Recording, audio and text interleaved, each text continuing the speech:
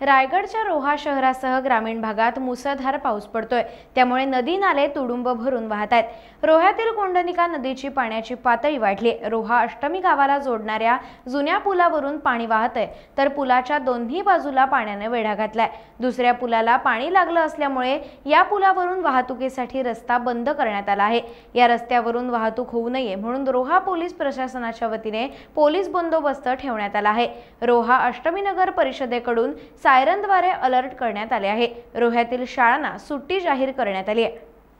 याचं पाणी सोडणार आहे डॅमचं, त्यासाठी आम्ही आधीच सुरक्षेच्या दृष्टीने हा पहिला छोटा ब्रिज आम्ही बंद केलेला आहे आणि त्याच्यानंतर अजून आता पाण्याचा फ्लो वाढल्यामुळे आता हा मोठाही ब्रिज बंद केलेला आहे। लोकांच्या येण्या जाण्यासाठी हा बंद केलेला आहे, गाड्यांसाठी सुद्धा बंद केलेला आहे काळजी। आणि त्यासाठी परत अष्टमीमध्ये पण थोडंफार पाणी भरले, तिथेही आम्ही ऑलरेडी स्पीकरवरती सांगितलेले स्वतःची काळजी घेण्याबाबत आम्ही आवाहन केलेलं आहे। टाइम्स डिजिटलला लाईक करा, शेअर करा, सबस्क्राईब करा आणि बेल आयकॉन दाबायला विसरू नका। Times digital.